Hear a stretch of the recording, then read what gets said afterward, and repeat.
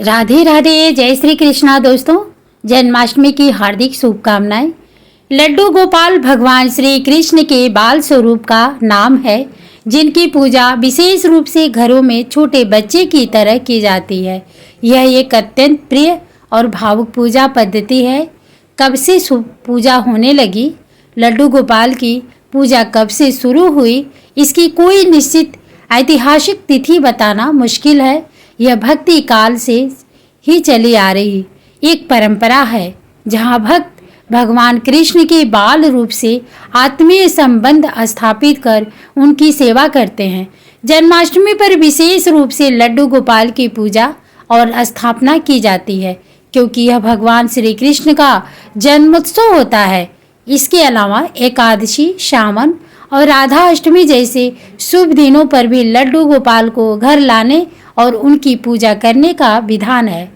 इसके पीछे की पौराणिक कथा। लड्डू गोपाल की पूजा के पीछे एक प्रसिद्ध पौराणिक कथा संत कुंभन दास से जुड़ी है। बहुत समय पहले ब्रजभूमि में संत कुंभन दास नामक एक कृष्ण भक्त रहते थे। वे भगवान कृष्ण की भक्ति में लीन रहते थे और अपने ठाकुर जी की सेवा पूरी निष्ठा और नियम से करते थे। वे ठाकुर जी को छोड़कर कहीं नहीं जाते थे, ताकि उनकी सेवा में कोई विघ्न न आ जाए। एक बार कुंभन दास जी को वृंदावन में भागवत कथा सुनाने का न्योता आया। वे असमंजस में पड़ गए, क्योंकि ठाकुर जी को अकेला छोड़ना नहीं चाहते थे। तब उनके पुत्र रघुनंदन ने कहा कि वे ठाकुर जी की सेवा कर लेंगे। कुंभन दास जी ने अपने पुत्र को समझाया कि ठाकुर जी को समय पर भोजन कराना, उन्हें नहलाना धुलाना, उनका ध्यान रखना है। कुंभन दास जी कथा सुनाने चले गए और रघुनंदन ने श्रद्धापूर्वक ठाकुर जी की सेवा शुरू कर दी। जब भोजन का समय हुआ तो रघुनंदन ने ठाकुर जी के सामने भोग की थाली रखी और उनसे भोग लगाने का आग्रह किया, लेकिन ठाकुर जी ने भोग नहीं लगाया। रघुनंदन बार बार आग्रह करता रहा, लेकिन ठाकुर जी मूर्ति से भोग कैसे लगाते। रघुनंदन उदास हो गया और रोते हुए पुकारा, ठाकुर जी आओ और भोग लगाओ।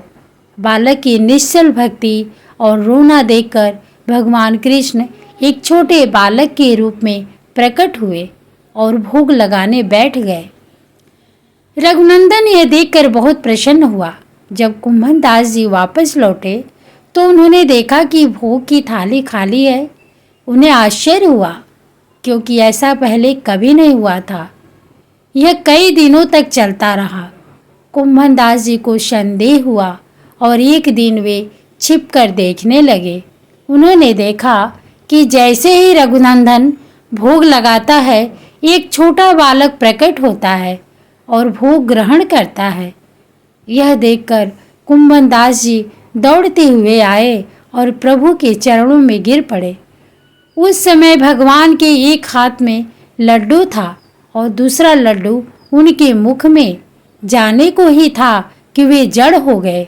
भगवान कृष्ण का यही बाल स्वरूप लड्डू गोपाल कहलाया और तब से इसी रूप में उनकी पूजा की जाने लगी। यह कथा इस बात को दर्शाती है कि भगवान भक्तों के निश्चल प्रेम और श्रद्धा के भूखे होते हैं और वे अपने भक्तों के लिए किसी भी रूप में प्रकट हो सकते हैं। लड्डू गोपाल की पूजा भक्तों के लिए भगवान से एक बच्चे के रूप में भावनात्मक जुड़ाव स्थापित करने का माध्यम है। राधे राधे, हरे कृष्णा।